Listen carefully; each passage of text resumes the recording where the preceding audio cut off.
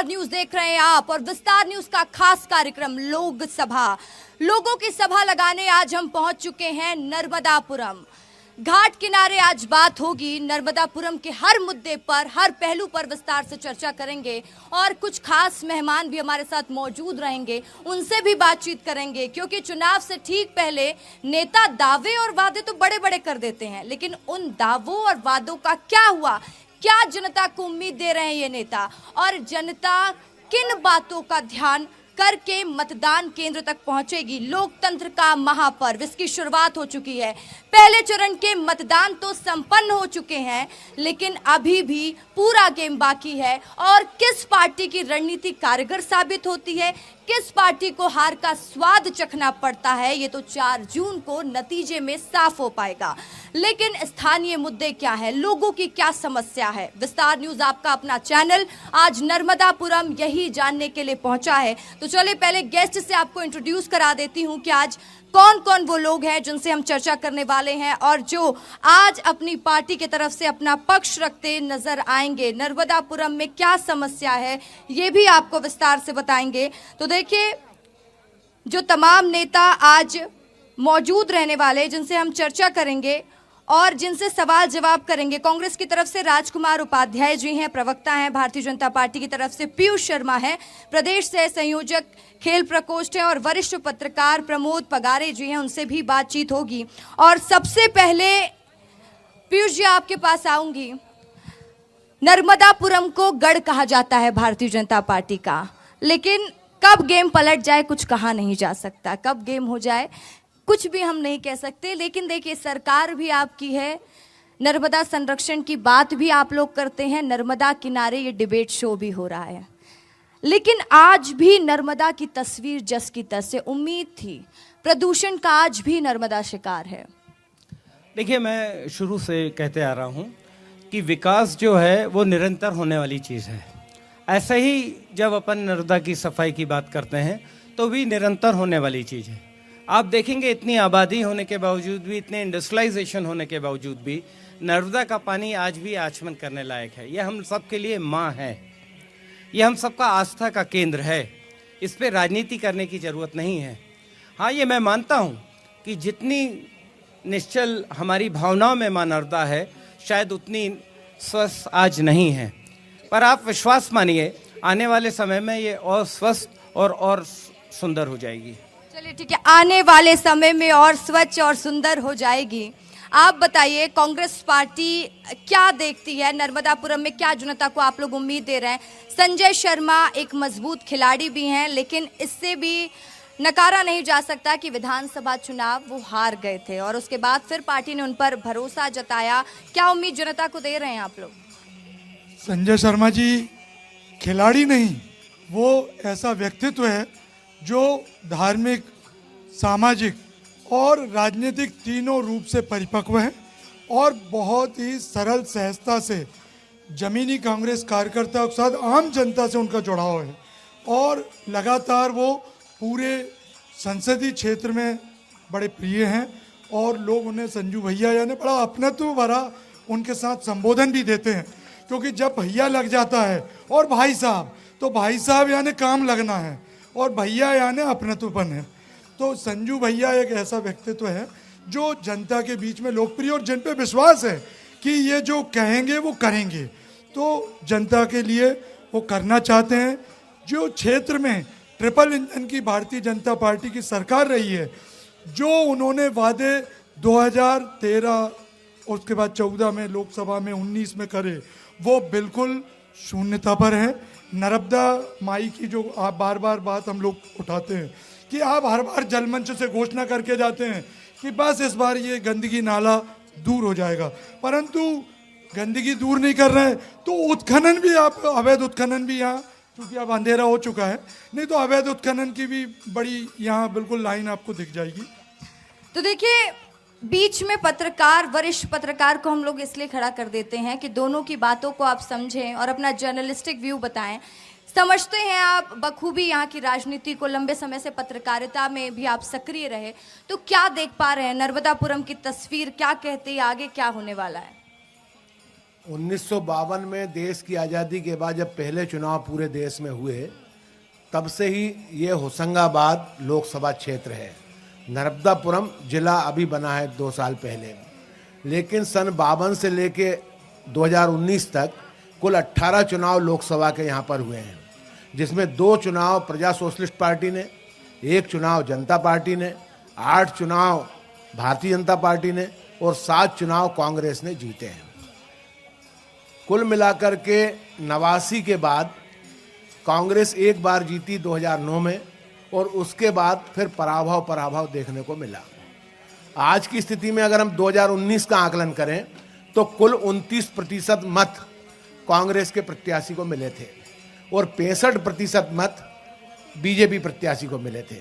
रही विकास की बात, तो एक बात कहने में कोई संकोच नहीं होना चाहिए कि यहाँ बड़े उद्योगों की कमी है जो होने थे। तो देखिए, बड़े उद्योगों की कमी है और नर्मदा संरक्षण की बात भी हम कर रहे थे, वही बात फिर सुनाई देती है और उम्मीद है जनता को, मैं बार बार कह रही हूँ। लेकिन अभी थोड़ा आपके प्रत्याशी पर बात कर लेते हैं। आपके प्रत्याशी दर्शन चौधरी जी पहली बार चुनाव लड़ रहे हैं, सामने हैं इनके संजू भैया। जैसा कह रहे हैं भैया जी को प्यार मिलेगा, तो भैया जी के आगे आप लोगों को डर तो नहीं लग रहा है कि कैंडिडेट वो थोड़ा स्ट्रांग तो नहीं लग रहे हैं? भारतीय जनता पार्टी का प्रत्याशी कभी खुद चुनाव नहीं लड़ता है। भारतीय जनता पार्टी अपने कार्यकर्ताओं, कैडर बेस्ड पार्टी है, कार्यकर्ताओं के दम पे चुनाव लड़ती है। दर्शन भैया अपने आप में एक बड़े लीडर हैं, किसानों के लिए उन्होंने बहुत काम किया है। और ये एक और बात आपके चैनल के माध्यम से मैं बताना चाहता हूँ कि किसानों के लिए ही नहीं, नौजवानों के लिए उन्होंने बहुत काम किया है। शिक्षक के रूप में उन्होंने शिक्षा जगत में बहुत सारा काम किया है और मुझे पूर्ण विश्वास है वो ज़मीन से जुड़े इस माटी के सपूत हैं, उन्हें भरपूर प्यार मिलेगा और हम पिछली बार का रिकॉर्ड भी तोड़ेंगे। चलिए, पिछली बार का रिकॉर्ड तोड़ेंगे। कोई कह रहा है संजू भैया का मैजिक चलेगा, किसका मैजिक चलेगा? क्या लगता है आपको नर्मदापुरम में क्या होने वाला है? नर्मदापुरम में कांग्रेस का ही मैजिक चलेगा, संजू भैया का मैजिक चलेगा।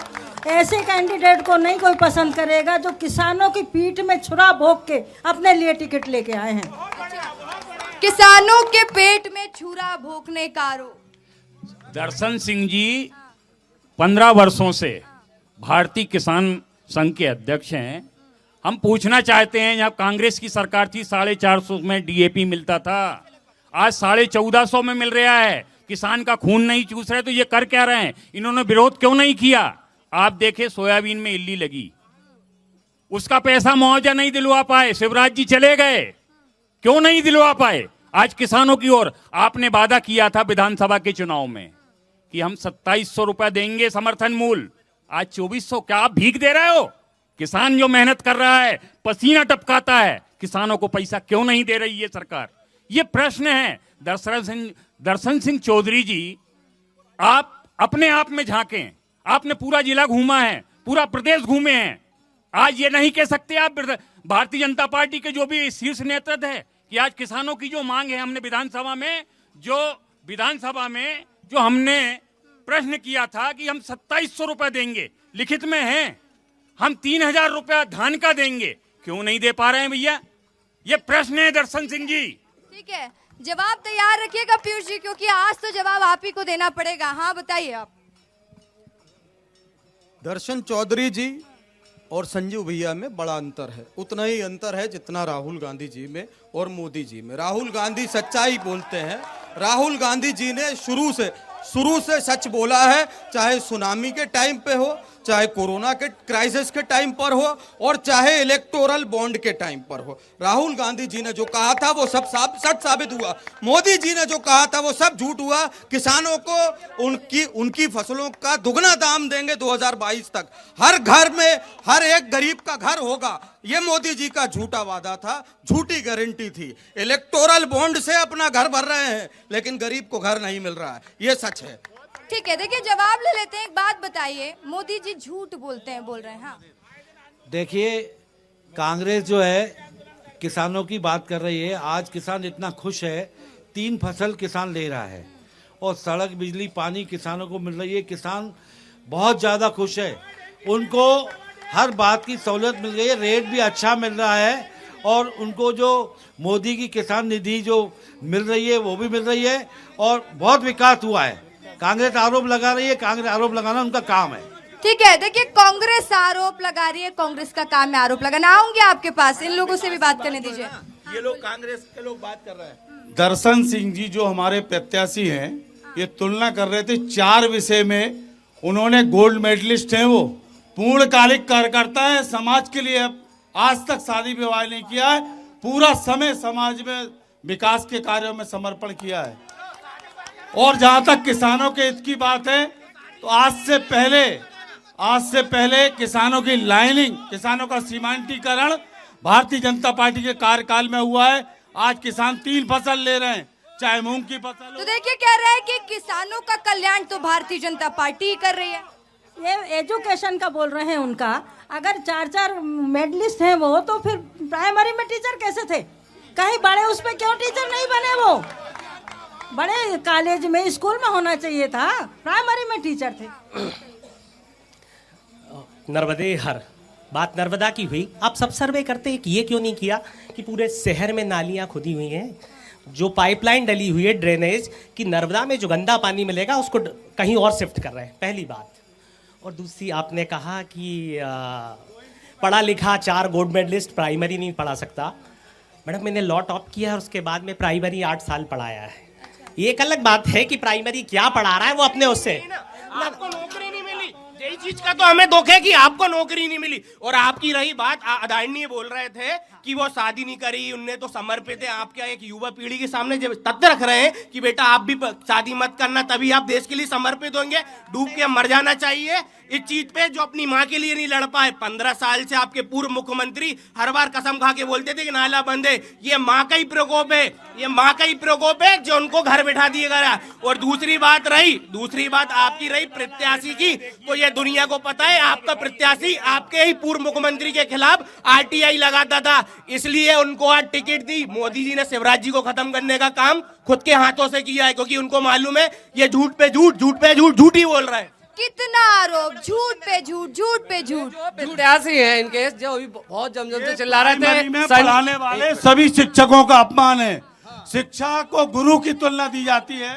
देखिए, ये बोल रहे थे कि संजू भैया, हमारा मतलब है एक तरफ गरीब किसान चुनाव लड़ रहा है और एक तरफ उनकी प्रोफाइल तो देख लो, रेत के ठेकेदार है, शराब के ठेके हैं इनके भोपाल में, तो एक माफिया चुनाव लड़ रहा है। और एक तरफ किसान का लड़का खुद किसान चुनाव। अरे हो गया।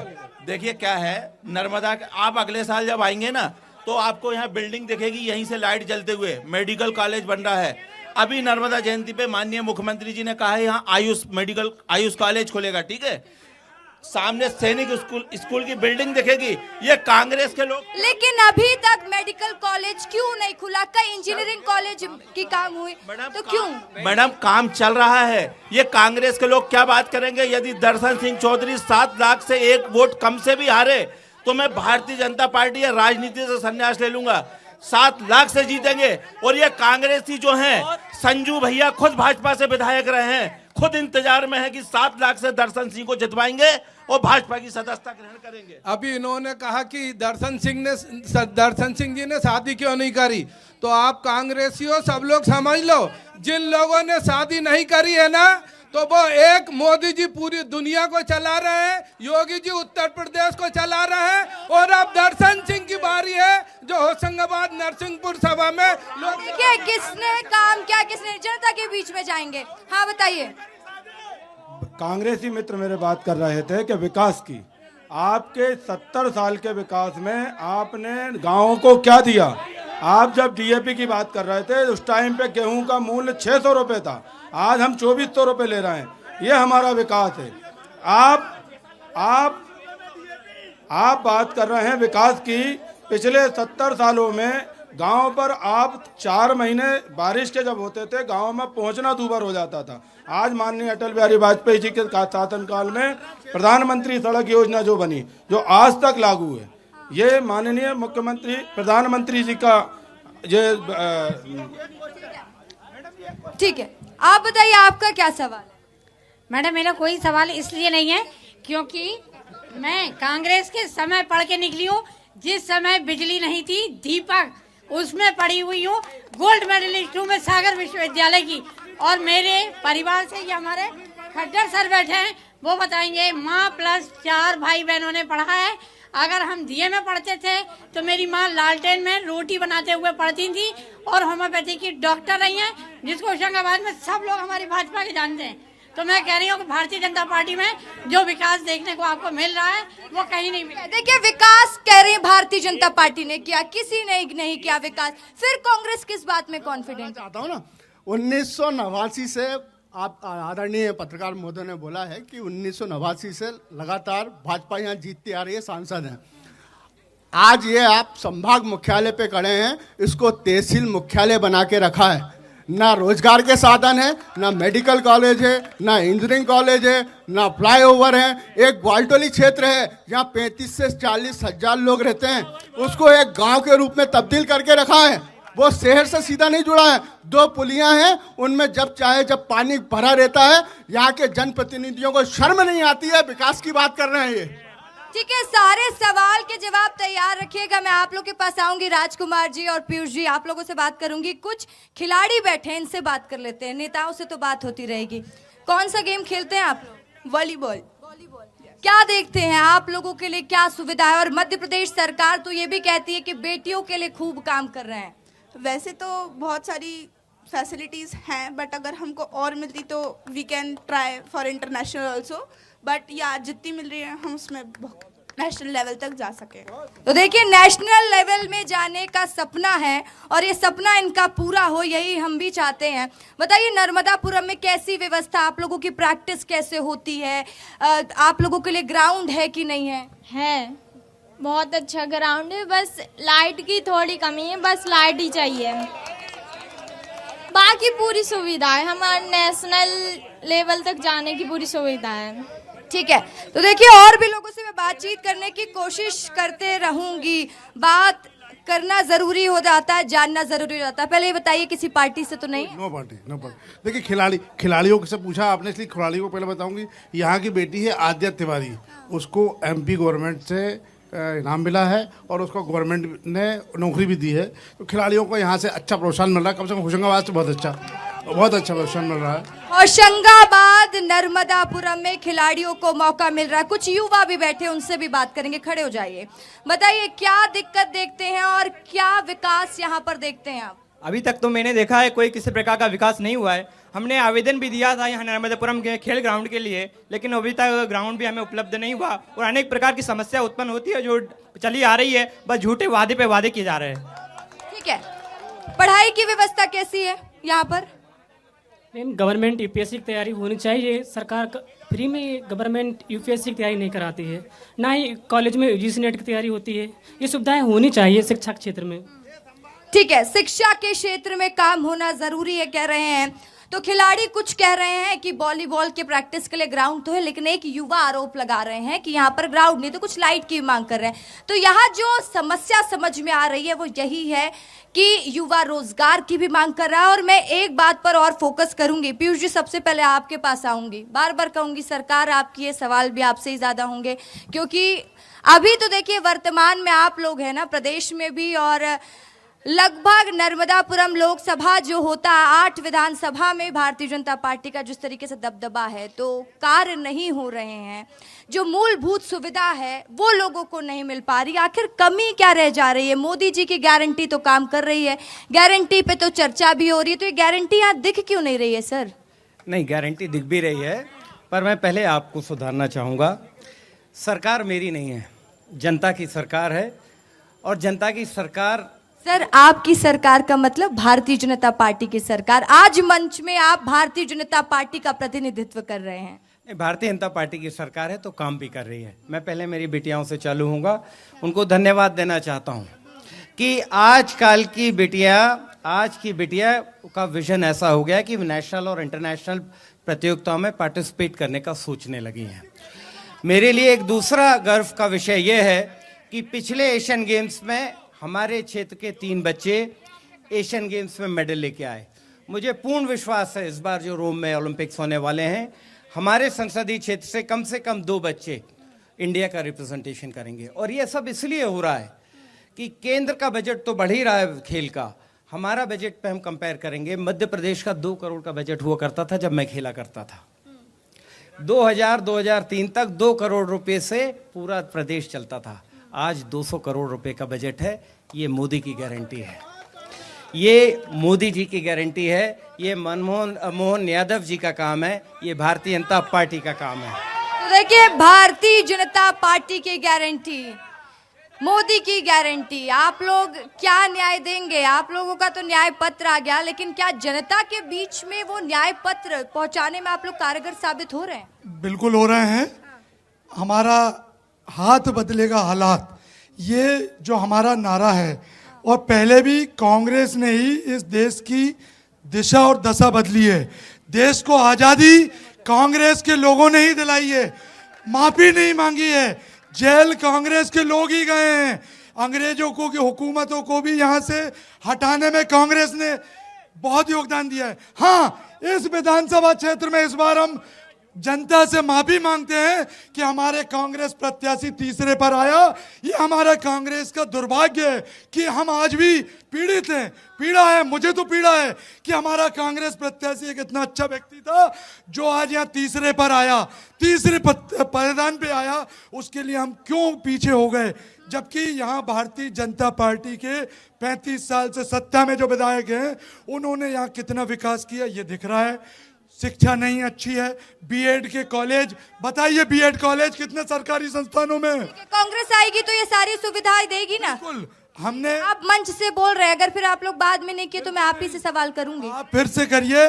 कांग्रेस ने जब बात करी थी, अभी हमारे साथियों ने कहा कि किसानों को पानी भी सुविधा मिल रही है, तो ये इंदिरा जी की देन है। हरित क्रांति कांग्रेस के लाल बहादुर शास्त्री जी की देन है कि जो तवा डैम बना था, आज उसी तवा बांध से ही पूरे जिले में सिंचाई हो रही है।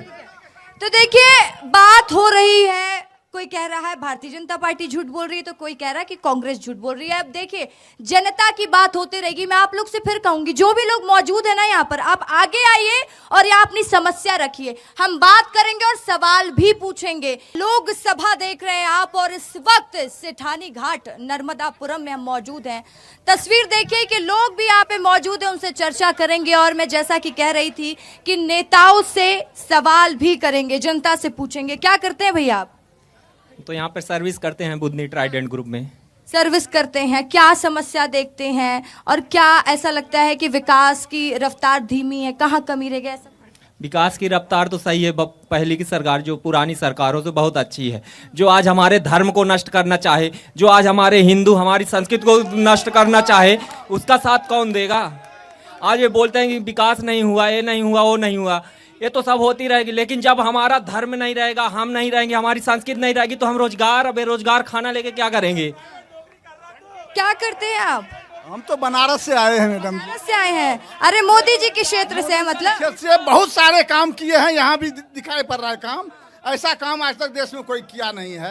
हाँ हाँ, ठीक है। तो देखिए, लोगों से बातचीत जारी रहेगी और चर्चा हम करते रहेंगे। हाँ बताइए, आम आदमी पार्टी इंडिया गठबंधन का साथ देंगे यहाँ भी? पहले तो मां नर्मदा को नमन करता हूँ, आए हुए सभी अतिथियों को नमन करता हूँ। मैम, जैसे कि कोई दूसरी क्लास का छात्र होता है, उसे ग्रेजुएशन की आप परीक्षा नहीं दिलवा सकते, उसी प्रकार से हाल दर्शन चौधरी सिंह जी का है, जिनने कभी पार्षदी के चुनाव नहीं लड़े, वो सीधे लोकसभा के चुनाव लड़ रहा है। ठीक है, एक्सपीरियंस अपने आप में बहुत बड़ी चीज होती है। ठीक है, आपको लगता है जिनने कभी पार्षदी के चुनाव नहीं लड़ा, एक्सपीरियंस ना हो, वो लोकसभा संभालेगा? सिर्फ किसके बल पे? मोदी जी के बल पे। मोदी जी आएंगे क्या करने के लिए? नहीं आएंगे। और सुनिए मेरी बात अभी, और ये जो बात कर रहे हैं, कभी भी किसी भी प्रकार की बात करते हैं, इनका रूल 2 चलता है, डिवाइड एंड रूल और डाइवर्ड एंड रूल। मैम मेरी बात सुनिए, सुनिए सुनिए सुनिए, इनके 2 रूल चलते हैं, डिवाइड एंड रूल और डाइवर्ड एंड रूल। ठीक है, ये क्या करते हैं हमेशा, अंग्रेज जो है। देखिए मैडम, इस बात को समझिए आप कि बीजेपी, सत्यम 2 मिनट, इस बात को समझिए आप कि ये खुद बता रहे हैं कि एक फर्श पे खड़े हुए व्यक्ति को आज लोकसभा का चुनाव लड़वा रहे हैं, ये बीजेपी की नीति है। और मैडम, ये चुनाव जो हो रहा है, सुनिए सुनिए, आप मेरे को बोलने दीजिए, मैं बीच में नहीं बोला ना आपके। आप जल्दी बोलिए। बिल्कुल, देखिए ना, एक फर्श पे खड़े हुए व्यक्ति को आज लोकसभा में चुनाव लड़वा रहे हैं, नहीं तो 80 बार हारने के बाद भी आज वायनाड से चुनाव लड़ रही है, कभी यहाँ से लड़ रही है, कभी वहां से लड़ रही है, तो उससे बोलो भैया हटो। युवाओं को आने दो, हमें सत्यम को खड़ा कर दो कि जीत जाएगा, नहीं तो 80 बार में देख लो अभी तक नहीं जीता। क्यों सत्यम चुनाव लड़ रहे हो क्या? नहीं दीदी, ये आदरणीय मेरे सर रह चुके हैं, मैं इनका शिष्य भी रह चुका हूँ। ये बहुत ज्यादा इंटेलिजेंट है, बहुत ज्यादा। पर जो है ना, ये सरकार के मारे ये बोल नहीं सकते। मैं इनका शिष्य होकर जो दम रख रहा हूँ कि आज इनको प्राइवेट उसमें 8,000 रुपए की नौकरी करना पड़ रही है ना, तो ये गलती थी इनकी, क्योंकि इनने उंगली नहीं उठाई। कभी जे हमें वही चीज सिखाते ना कि बेटा ये गलत कर रहा है, जैसे हमको समझ आ रही, आज सोशल मीडिया से समझ आता है, पता लगता है कि ये चीज गलत है, तो आज हम उंगली तो। ठीक है, और भी महिलाएं, उनसे भी बात करेंगे। बताइए आप यहाँ की स्थिति के बारे में। सभी को मेरा नमस्कार। हाँ, हम तो ये बोलना चाहेंगे कि कांग्रेस एक छोटे छोटे कार्यकर्ता को सम्मानित करता है, सम्मान देता है। आज जो दर्शन सिंह को उन्होंने टिकट दी है, इस बात का सबूत है भारतीय जनता पार्टी, कोई बुराई नहीं है। कांग्रेस से हम बीजेपी में आए हैं, तो मुंह से यदि कांग्रेस निकल गया तो कोई बुराई नहीं। भारतीय जनता पार्टी। तो देखिए, अब अपनी बातों में आप फंस गए, अब इन्होंने अपनी बातों में नहीं फंस गए। वही मैं भी सोच रही थी, आपने जब बोला कि कांग्रेस अपने कार्यकर्ताओं को सम्मान देता है, तो मुझे लगा मैं आपसे सवाल पूछूं, फिर नाराज हो के लोग बीजेपी में क्यों जा रहे हैं? नहीं, हम विगत, हमारे हस्बैंड विगत 40 वर्षों से कांग्रेस में थे, अभी भी हैं, जिला अध्यक्ष थे, पर कांग्रेस में कार्यकर्ता का सम्मान नहीं होता, और भारतीय जनता पार्टी में छोटे से छोटे कार्यकर्ता का सम्मान होता है। आज दर्शन सिंह चौधरी को जो टिकट दी है, वो इस बात का सबूत है कि काम करने वालों का वहाँ सम्मान है। ठीक है, आप बताइए कहाँ सम्मान हो रहा है, कहाँ नहीं?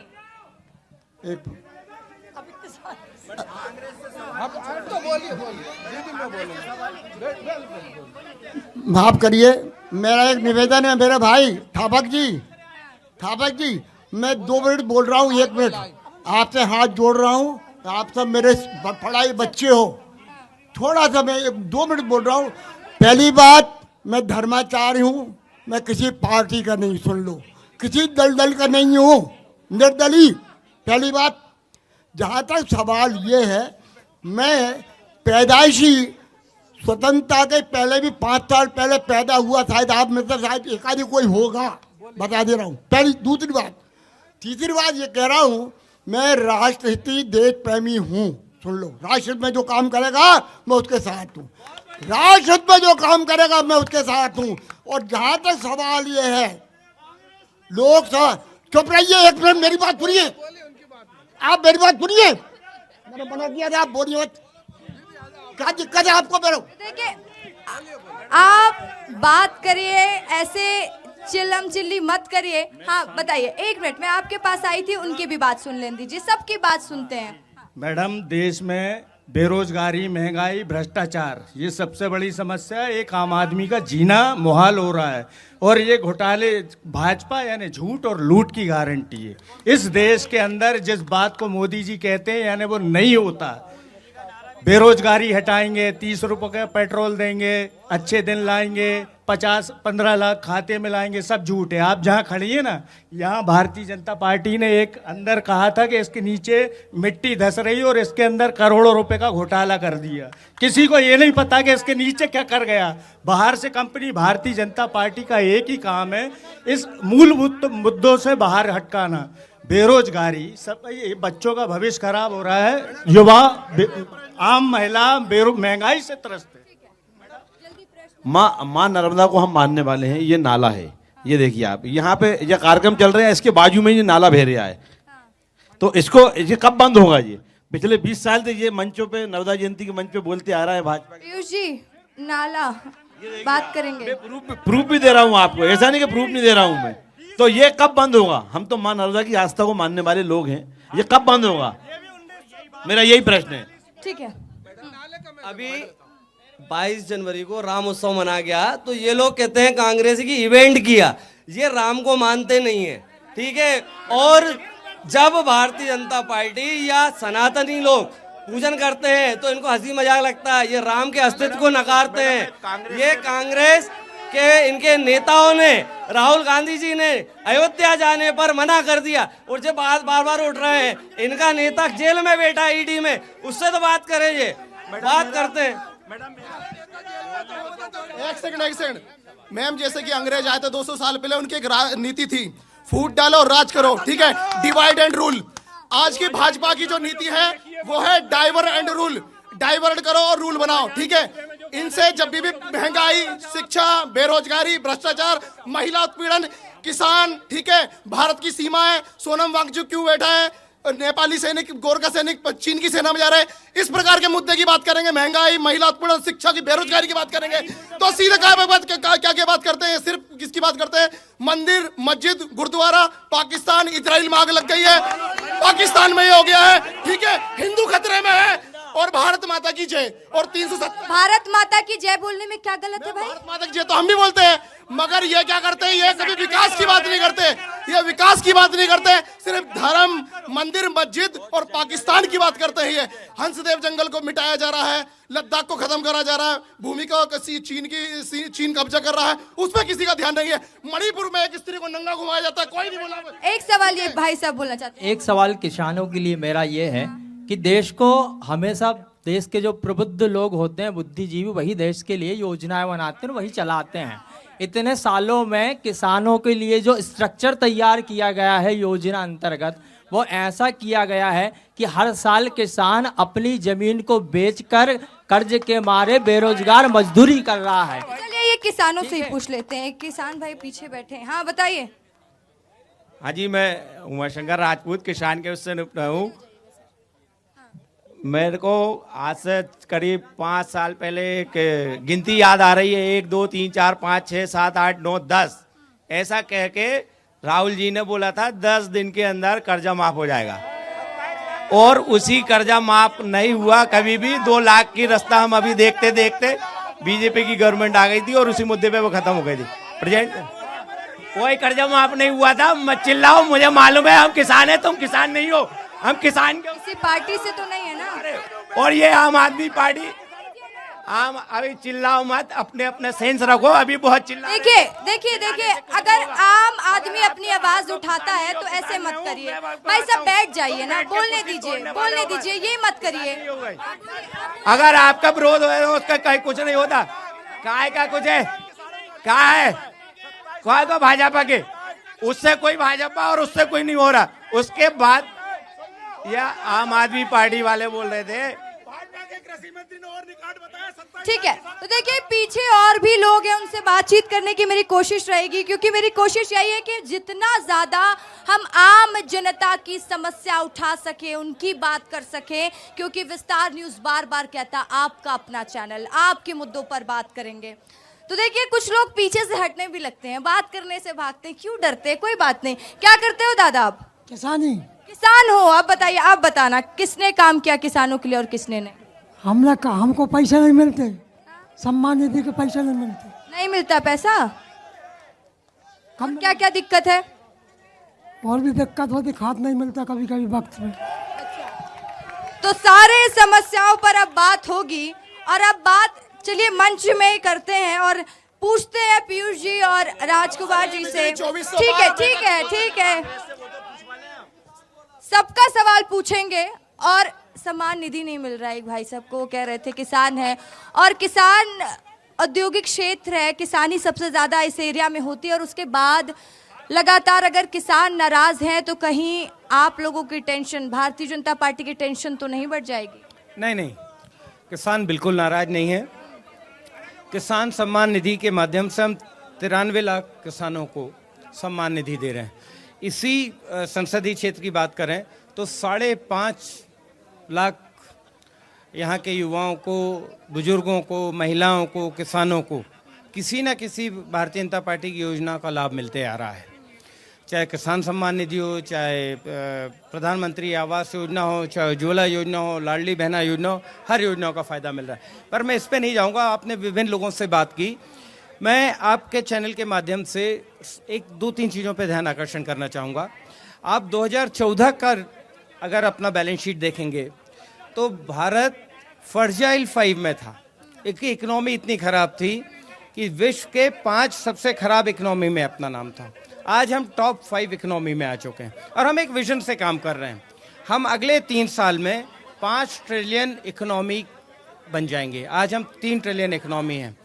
और मैं एक इकोनॉमिक टाइम्स का एक आर्टिकल पढ़ रहा था, हर 1 ट्रिलियन इकोनॉमी जब बढ़ती है तो हमें 1 लाख नए चार्टर्ड अकाउंटेंट्स की ज़रूरत पड़ती है। और जब 1 लाख नए चार्टर्ड अकाउंटेंट्स आएंगे तो ऑन एन एवरेज एक चार्टर्ड अकाउंटेंट के ऑफिस में 15 से 20 लोग काम करते हैं। वो डायरेक्ट काम करते हैं और उनके पीछे 25 से 30 लोग और काम करते हैं। तो मेरा मानना है जब हमें एक ट्रिलियन इकोनॉमी जब हमारी बढ़ती है तो कम से कम 25 लाख लोगों को एक रोजगार अलग मिलता है। हम एक विजन से काम कर रहे हैं, 2027 में हम 5 ट्रिलियन। ये विजन जो आप लोग बना रहे हैं और मोदी की गारंटी जिसके वजह से चुनाव हो रहा है और इसके वजह से हम देख रहे हैं कि कई जगहों पर नए प्रत्याशी उतारे गए हैं, क्योंकि आप लोग कॉन्फिडेंट है मोदी की गारंटी पे, प्रत्याशी के नाम पर चुनाव नहीं हो रहा है, ये साफ दिख रहा है। नहीं, देखिए ऐसी बात नहीं है कि प्रत्याशी के नाम पे चुनाव नहीं हो रहा है। ये तो चुनाव लोकसभा का है और एक पर्टिकुलर कॉन्स्टिट्यूंसी में होना है तो प्रत्याशी भी इम्पोर्टेंट है। पर हमारी जो संगठन है वो वर्क करता है कि कौन प्रत्याशी बेहतर होगा, कौन नहीं होगा। जब देखा ये किसान बहुल क्षेत्र है, एक किसान के लिए काम करने वाला नौजवान साथी है जो पढ़ा लिखा है, 3 से 4 सब्जेक्ट में गोल्ड मेडलिस्ट है, तो उसको यहाँ प्रत्याशी बनाया। और हमारे लिए ये गर्व की बात है कि हमारे पास एक ऐसा लीडर है जिसके कारण हम 51% वोट देख रहे हैं। सामने वाली पार्टी के पास ऐसा लीडर है जिसके उनके 5% वोट उस लीडर के कारण कम हो जाते हैं। तो ये तो हमारे लिए गर्व की बात है और हमें उसका फ़ायदा उठाना चाहिए, तो हम उठा रहे हैं। तो चलिए देखते हैं अब कौन फायदा उठा पाता है कौन नहीं। अभी आप बहुत लोगों को भी सुन रहे थे, दोनों नेताओं को भी सुन रहे हैं। एक चीज़ बहुत बेहतर समझ में आती है कि चुनाव से मूलभूत सुविधाओं से जुड़े मुद्दे बिल्कुल ही गायब हैं, लेकिन जनता उसी की बात बार बार करती है। मेरी उम्र लगभग 66 वर्ष की है और सन 77 के चुनाव से अभी तक मैं कई चुनाव का साक्षी हूँ। यहाँ दोनों दलों के लोग हैं, तीसरा दल भी यहाँ बैठा हुआ है। जब बैलेट पेपर से वोट डलते थे और आज ईवीएम से डलते हैं, मैं दोनों पार्टियों से पूछना चाहता हूँ क्या कारण है कि लोग लगातार 8 विधानसभा क्षेत्र में एक ही राजनीतिक दल को जिताते हैं। उसका कारण अगर भौतिक सुविधाओं की हम बात करते हैं, नर्मदा की बात करते हैं, उद्योग की बात करते हैं, शिक्षा की बात करते हैं, स्वास्थ्य की बात करते हैं, तो जब बैलेट पेपर पे वोट डलता था तब भी और आज जब ईवीएम से डल रहा है तब भी, क्या कारण है कि 8 विधानसभा क्षेत्र में 2019 के बाद से अभी जो 2023 के चुनाव हुए उसमें भी एक ही राजनीतिक दल जीत रहा है? तो ये क्या कारण है बता रहा हूं। 1998 में अर्जुन सिंह जी आए, सरताज जी ने हराया। मैं बात विधानसभा की कर रहा था, अब लोकसभा पे ले आए, थोड़ा सुनने की क्षमता रखो। 1999 में फिर पटवा जी आए, पटवा जी जीत गए। मैं लोकसभा क्षेत्रों की बात नहीं कर, मैं लोकसभा क्षेत्र में भी जो भी विधानसभाओं के चुनाव हुए हैं ये तो इसी लोकसभा क्षेत्र के वो, फिर 8 विधानसभा क्षेत्र के मतदाता क्या गड़बड़ है क्या कि एक ही राजनीतिक दल को वोट दे रहे हैं? और जो सम्मानीय प्रत्याशी अभी यहाँ आए हैं जिनकी बात स्वयं अभी पीयूष भाई ने अपने राजकुमार भाई ने की है, वो अभी विधानसभा का ताजा चुनाव हार के आए हैं। एक बात। दूसरा, मैं दोनों राजनीतिक दलों के लोगों से निवेदन करना चाहता हूं कि 2019 में 14,60,000 मतदाता था और आज 18,50,075 मतदाता है। 4 लाख से ऊपर मतदाता आपका बढ़ गया। पिछले बार 29% कांग्रेस को वोट मिला था, 65% बीजेपी को मिला था। उस खाई को पाटने के लिए क्या हो रहा है उस पर दोनों दल ना तो ये अपना बढ़ाने का बता रहे हैं ना ये अपना जोड़ने का बता रहे हैं। कुल मिलाकर के जो आपने महत्वपूर्ण बात की है कि भौतिक सुविधाएं या जो मूलभूत सुविधाएं होती हैं उनकी बात हर जगह की जाती है, क्योंकि जहां भी आप एक जगह चौराहे पे अगर तमाशे वाले को भी खड़ा कर दो तो वहाँ भीड़ लगना स्वाभाविक बात है, लेकिन मुद्दों की बात अगर है तो यहाँ जो सुविधाएं अब वर्तमान में चाहिए, दोनों राजनीतिक दलों के लोगों को इस बात को स्वीकार करना चाहिए कि हम बेरोजगारी को दूर करेंगे, किसान के लिए अच्छा बेहतर कार्य करेंगे, यहाँ सड़क नाली पेयजल शिक्षा देंगे, मेडिकल कॉलेज की सुविधा देंगे और आने वाले समय में मां नर्मदा को कहाँ, मैं तो उम्र निकल गई मेरी सुनते सुनते, नर्मदा जैसी बह रही थी वैसी बह रही है, गंगा जैसी बह रही थी वैसी बह रही है। यही तो दिक्कत है ना सर, चुनाव के पहले ये बात होती है, जब वो प्रचार प्रसार करने घर घर जाते हैं तो कहते हैं कि सुविधा देंगे, लेकिन जैसे चुनाव जीतते हैं कोई नहीं बात करता इस सुविधा पर, कोई नहीं कहता। आप बताइए, आप लोग लगातार भारतीय जनता पार्टी पर भी आरोप लगा रहे हैं और विपक्ष का तो काम ही है आरोप लगाना, और लगाना भी चाहिए।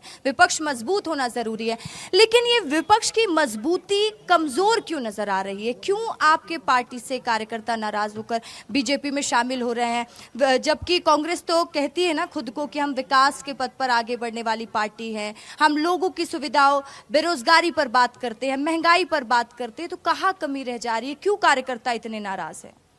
कार्यकर्ता नाराज नहीं है, वो भारतीय जनता पार्टी के नेताओं की कुटिलताओं से, भय और डर से पलायन कर रहे हैं।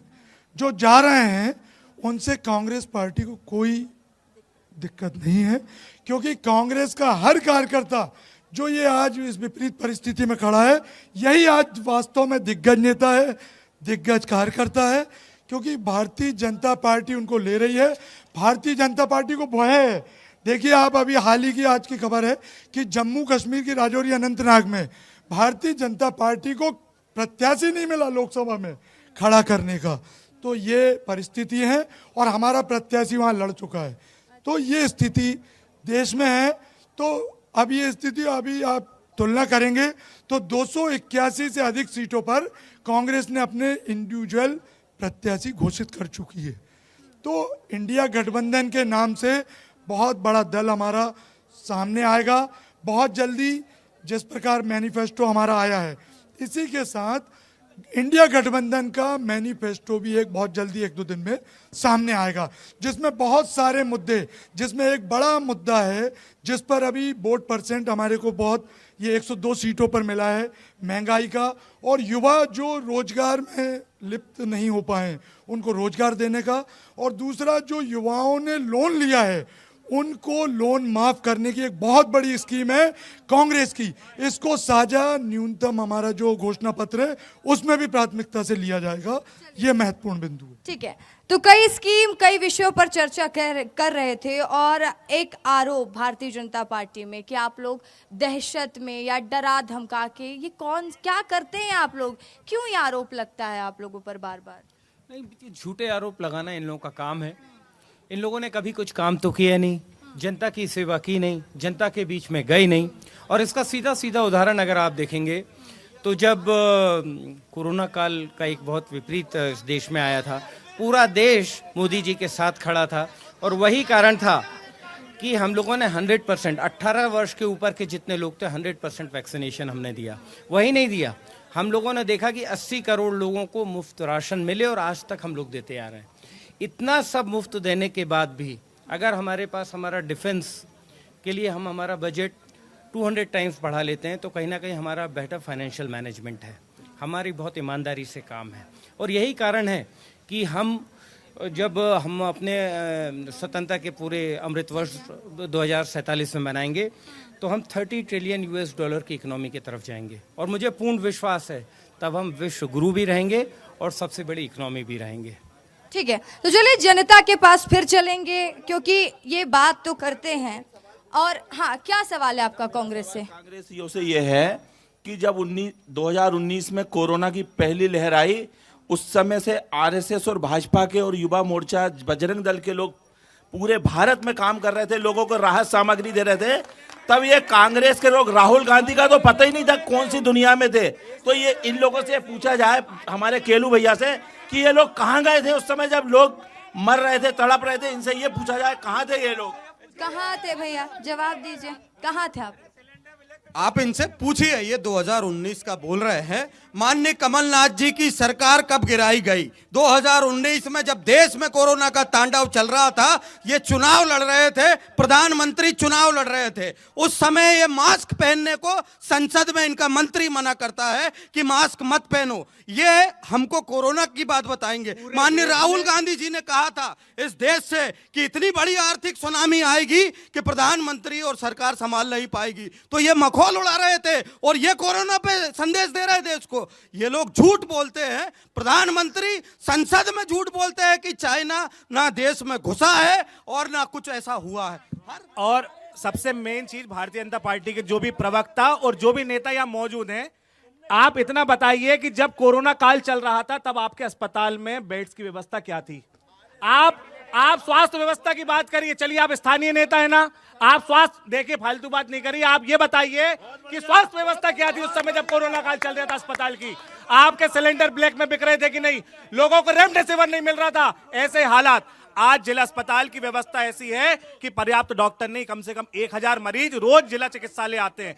इनके पास मशीनें हैं तो टेक्नीशियन नहीं है। भारतीय जनता पार्टी की सरकार केंद्र में है, प्रदेश में है, ये सिर्फ डिबेट में चिल्लाने का काम करते हैं, लेकिन स्थानीय स्तर पर कोई भी व्यवस्था जो दुरुस्त होनी चाहिए। दर्शन चौधरी इनके प्रत्याशी हैं। एक उपलब्धि, प्रदेश अध्यक्ष रहे किसान मोर्चे के, इनने पीयूष भैया ने बता दिया कि उन गोल्ड मेडलिस्ट हैं, इतनी डिग्रियां हैं, किसानी क्षेत्र से आते हैं, तो एक उपलब्धि किसानों के हित में उनने प्रदेश अध्यक्ष रहते हुए करी। एक सवाल आपके भाजपा के प्रवक्ता जी से, आप शिक्षा को इतना महत्व दे रहे हो, आप बता रहे हो कि आपका प्रत्याशी इतना पढ़ा लिखा है, तो मैं कहता हूं कि राहुल गांधी जी कैम्ब्रिज यूनिवर्सिटी से एमफिल है, राहुल गांधी जी हार्वर्ड में लेक्चर देते हैं, आप उसकी जगह प्रधानमंत्री मोदी जी की तुलना करते हैं। अगर शिक्षा से बात करते हैं तो राहुल गांधी जी में क्या कमी है? बात मुझे कहना है, इन्होंने कहा कि इन्होंने कोरोना काल में काम किया।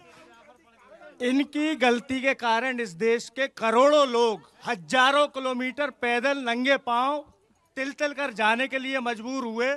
और ठीक है, तो देखिए, हाँ, क्या कहना चाहेंगे? ये जो यूनिवर्सिटी की बात करते हैं, वो यूनिवर्सिटी का पता ही नहीं है।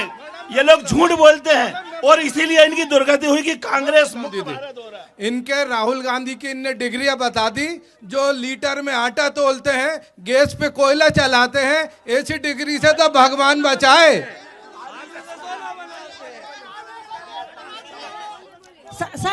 सनातनी का मैं जवाब देना चाहती हूँ।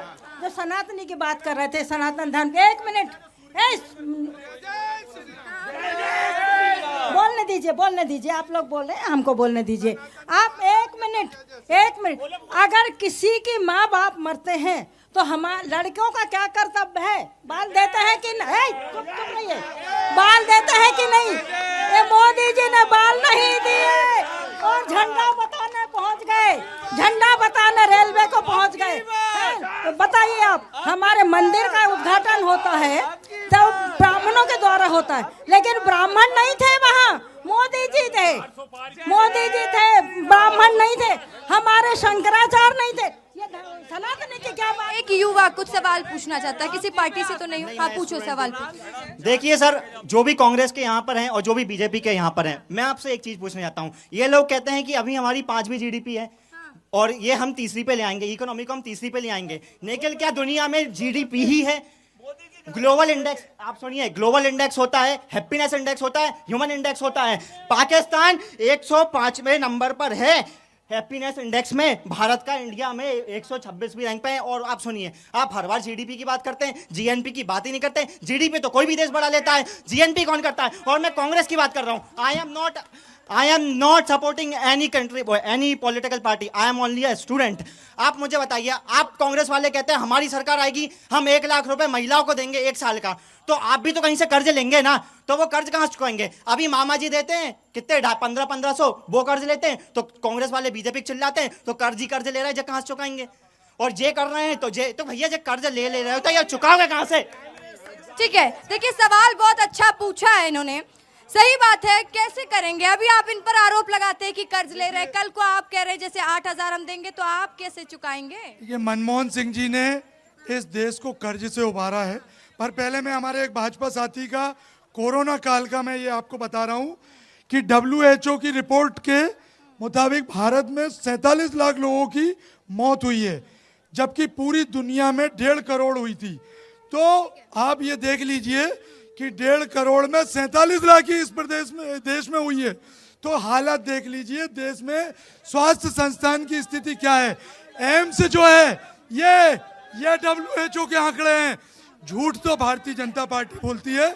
और दूसरा, एम्स के संस्थान कांग्रेस ने बनाए, एम्स इनने नहीं बना पाए। और अब जो ये कह रहे हैं जीडीपी, तो जीडीपी की हालत बहुत बुरी है और लगातार कर्ज उठा रही है।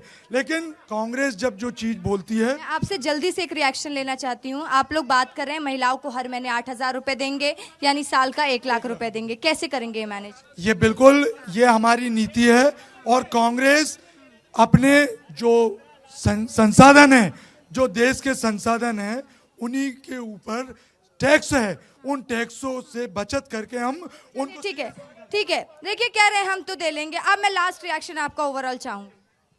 देखिए बिल्कुल क्लियर है ओवरऑल रिएक्शन। हम लोग एक प्लान तरीके से इस देश को आगे ले जाना चाहते हैं। जब हमारे प्रधानमंत्री जी कहते हैं सबका साथ सबका विकास, तो वो 2.5 महिलाओं को 2.5 लाख महिलाओं और SC/ST के वर्ग के लोगों को 49,000 करोड़ का स्टार्टअप चालू करवाते हैं, इतना ऋण देते हैं वो। दूसरा मैं आपको बात करूंगा, हम लोग डिफेंस में एक्सपोर्ट करने लगे हैं। वेबले जैसी रिवॉल्वर जो सर देखिए समय कम है, समय खत्म हो रहा है। मैं यहाँ के प्रत्याशियों की एक बार बात कर लेती हूँ। एक सवाल मेरे मन में आ रहा है, क्योंकि मैं देख रही हूँ यहाँ पे ब्राह्मणवाद थोड़ा ज्यादा लग रहा है। तो अगर संजय शर्मा को सभी ब्राह्मणों का सपोर्ट मिल गया तो दर्शन चौधरी की टेंशन तो नहीं बढ़ेगी? मिलेगा ही नहीं ना। जाति के आधार पर यहाँ कभी चुनाव नहीं हुए। यहाँ का इलेक्शन हर बार बस ये लोग यही करते हैं, देश को डिवाइड करने की बात। यहाँ का जब भी इलेक्शन हुआ, हम लोगों के यहाँ सिख जीता, 1% से कम आबादी थी। यहाँ से जाट जीत के गए, आधे % से ज़्यादा कम आबादी थी। यहाँ से एक साउथ इंडियन जीत के गया। हम लोगों ने हर समय एक इंटेलेक्चुअल को, एक समाज के लिए काम करने वाले लोगों को जिताया है। यहाँ कभी भी जाति के आधार पर वोट नहीं पड़ा है। यहाँ का ब्राह्मण मोदी जी के साथ है। तो आपने सुना नेताओं को भी और साथ ही जनता को भी। अब क्या होते हैं नतीजे, क्या होता है परिणाम, ये तो 4 जून को पता चल जाएगा। अब ये देखने वाली बात होगी जब नर्मदापुरम की जनता मतदान केंद्र में जाएगी और अपने मताधिकार का प्रयोग करेगी तो किन बातों का ध्यान रखेगी। कांग्रेस ने यहाँ से संजय शर्मा को मैदान में उतारा है, तो वही भारतीय जनता पार्टी ने दर्शन चौधरी पर भरोसा जताया। अब जनता किस पर भरोसा जताती है ये हम आपको नतीजे आने के बाद विस्तार से बताएंगे। फिलहाल के लिए मुझे और मेरे सहयोगी दुर्गेश साहू को दीजिए इजाजत और खबरों की लगातार और सही अपडेट्स के लिए आप बने रहें विस्तार न्यूज के साथ। नमस्कार।